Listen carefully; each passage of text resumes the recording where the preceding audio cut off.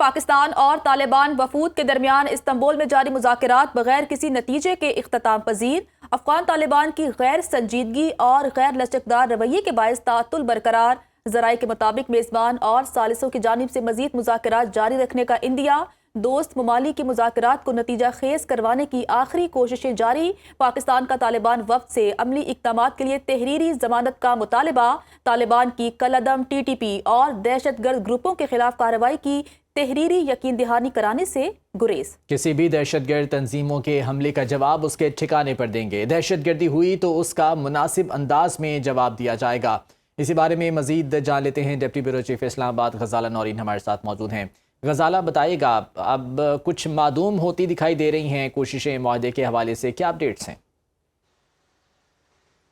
جی بالکل، استنبول میں پاکستان اور افغان طالبان کے مابین جو مذاکرات تھے اور یہ مذاکرات کا دوسرا دور تھا جو کہ 3 روز تک استنبول میں جاری رہا۔ رات گئے تک مذاکرات جاری رہے، کوششیں کی جاتی رہیں کہ کسی نتیجے پر پہنچ سکے، تاہم افغان طالبان کے رویے کے بعد مذاکرات تعطل کا شکار ہے۔ اور اب ہمارے ذرائع ہمیں یہ خبر دے رہے ہیں کہ جو استنبول میں جاری پاکستان اور افغان طالبان کے مذاکرات تھے وہ بغیر کسی نتیجے کے اختتام پذیر ہو گئے ہیں۔ ثالث اور میزبان ممالک اور جو دوست ممالک ان مذاکرات میں شامل تھے اور جو ان کو نتیجہ خیز بنانے کی مسلسل کوششیں کرتے رہے، ان کی جانب سے ابھی بھی یہ کوششیں کی جا رہی ہیں کہ ان مذاکرات کو مزید آگے بڑھایا جا سکے اور ان کو کسی نتیجہ خیز جو نتیجہ ہے اس تک پہنچایا جا سکے اور اس سلسلے میں پاکستان اور افغانستان کے درمیان کوئی معاہدہ ہو سکے۔ تاہم افغان طالبان کا رویہ جو کہ غیر لچک ہے، جو کہ غیر منطقی ہے، وہ اس کی سب سے بڑی رکاوٹ بنا ہوا ہے۔ ہم سنو کے ناظرین کے لیے مسلسل اپڈیٹس کرتے رہے ہیں اور اب بھی یہی بات سامنے آ رہی ہے کہ افغان طالبان کا جو وفد وہاں پر موجود ہے ان کی جانب سے کسی بھی تحریری معاہدے سے ابھی بھی راہ فرار اختیار کی جا رہی ہے۔ پاکستان کا وہی موقف ہے 1 پوائنٹ ایجنڈا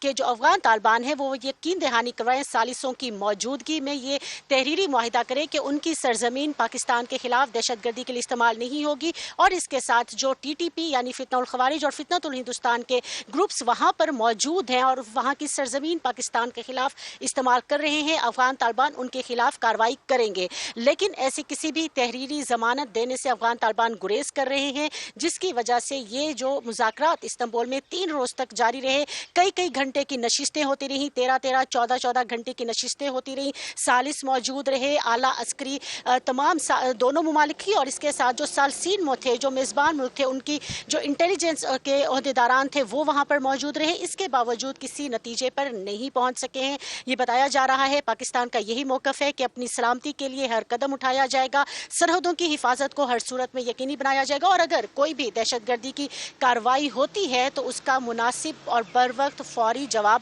دیا جائے گا، یہ کہنا ہے پاکستان کا۔ اور اس کے ساتھ ہی پاکستان کی جانب سے یہی موقف اختیار کیا گیا ہے کہ اگر افغان طالبان فتنہ الخوارج اور فتنۃ الہندوستان کے خلاف کارروائیاں نہیں کر سکتے ہیں تو پاکستان اپنی سلامتی دفاع کے تحفظ کو یقینی بناتے ہوئے پھر یہ کارروائیاں خود کرنے کے لیے آزاد ہوگا۔ جی غزالہ، ایسی بھی اطلاعات موصول ہوتی رہی ہیں کہ ان مذاکرات کے دوران کابل اور دہلی کے درمیان بھی رابطہ رہا ہے اور شاید یہی وجہ بنی طالبان کے منفی رویے کی وجہ سے، اس بارے میں کیا اپڈیٹس ہیں؟ بالکل ایسا ہی ہے، وہاں پر موجود ذرائع ہمیں یہ بتاتے ہیں کہ بہت سارے ایسے پاکستان کے پوائنٹس تھے جن پر کہ وہاں پر موجود افغان طالبان کا جو وفد ہے وہ خود بھی اتفاق کرتا تھا، جو ثالثین تھے، جو دوست ممالک تھے وہ تو اتفاق کرتے ہی ہیں پاکستان کے ان پوائنٹس سے یا پاکستان کے موقف سے، لیکن طالبان کا وفد خود پہلے اتفاق کرتا تھا، پھر وہ مذاکرات کے عین بیچ میں اٹھ کر جاتے تھے اور کہتے تھے کہ ہمیں کابل سے ہدایات لینی ہے، اور جب وہ کابل سے ٹیلی فون پر یہ ہدایات لے کر واپس آتے تھے تو ان کا رویہ یکسر تبدیل ہوتا تھا۔ ایسا لگ رہا ہے کہ کابل میں بیٹھی ہوئی کوئی طاقتیں ہیں جو کسی اور کے ایما پر کام کر رہی ہیں، اور ہم یہ جانتے ہیں کہ اس وقت نہ صرف یہ کہ افغان طالبان ہیں بلکہ جو کالعدم ٹی ٹی پی ہے یا فتنۃ الخوارج ہے وہ بھی انڈین پراکسیز کے طور پر کام کر رہے ہیں، تو اس میں جو انڈیا کی مداخلت ہے وہ یقینی طور پر باعث قیاس نہیں ہے اور خارج از امکان اسے قرار نہیں دیا جا سکتا۔ کابل کی جانب سے رکاوٹیں ڈالی جا رہی ہیں ان مذاکرات کو کامیاب کروانے میں، اور بظاہر ایسا لگ رہا ہے کہ کابل میں موجود قوتیں نہیں چاہتی کسی کے بھی ایما پر وہ کام کام کر رہی ہوں، لیکن وہ یہ نہیں چاہتی کہ پاکستان اور افغانستان کے مابین یہ مذاکرات کامیاب ہوں۔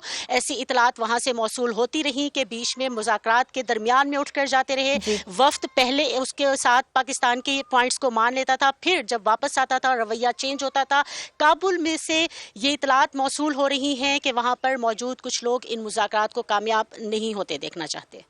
ٹھیک ہے، کچھ لوگ چاہتے ہیں کہ یہ مذاکرات کامیاب نہ ہوں، اور جیسا کہ ہمیں غزالہ بتا رہی تھی کہ جو افغان وفد ہے وہ ٹیبل پر تو مان جاتا تھا، لیکن جب کابل سے ہدایات آتی تھی تو وہ ان تمام مطالبات سے پیچھے ہٹ جاتے تھے۔ غزالہ نورین، آپ کا بہت شکریہ۔